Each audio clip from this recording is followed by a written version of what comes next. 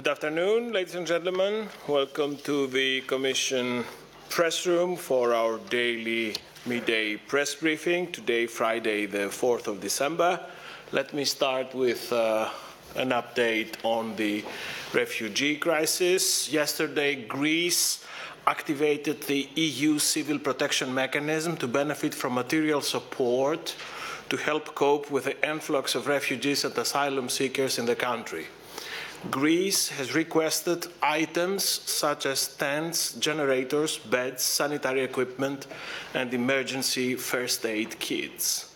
This voluntary delivery of aid is coordinated by the European Commission's Emergency Response Coordination Centre, which is working closely with the Greek authorities and the other participating states in the mechanism for a swift response to the request. Yesterday, Greece also agreed on an operational plan with Frontex for a new operation at the Greek border with the former Yugoslav Republic of Macedonia, where the agency will assist with the registration of migrants. The deployment of additional officers will begin next week.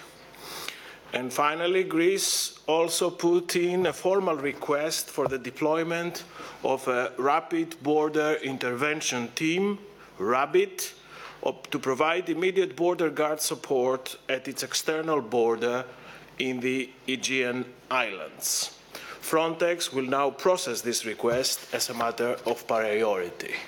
And we have issued yesterday afternoon a press release where you can find more detail on these three developments. Then, always in the same policy area, a meeting of Sherpas is taking place today here in the Berlaymont in a very inclusive and cooperative process organized by the Commission, where we already consult with member states before we make our recommendation for a future resettlement scheme.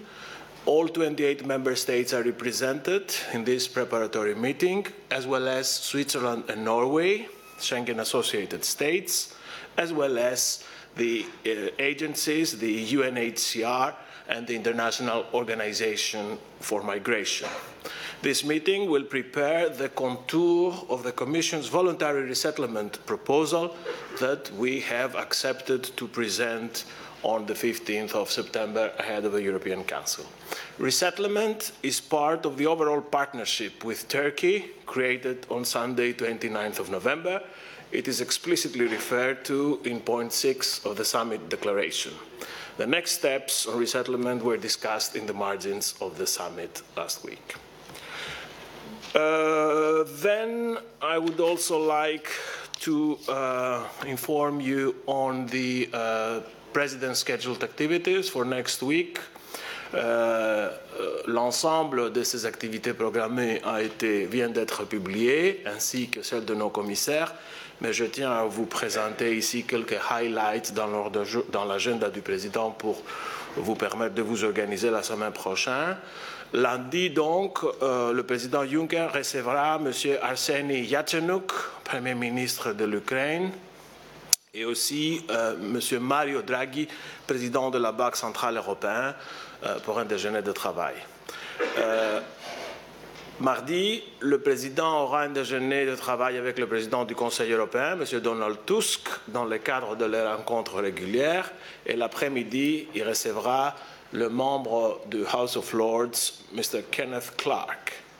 Le président recevra aussi mardi Mme Laura Boldrini, présidente de la Chambre italienne des députés.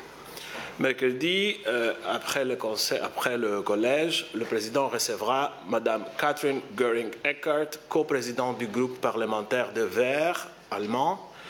Et jeudi, M. Mark Rutte, Premier ministre des Pays-Bas, pour un déjeuner de travail.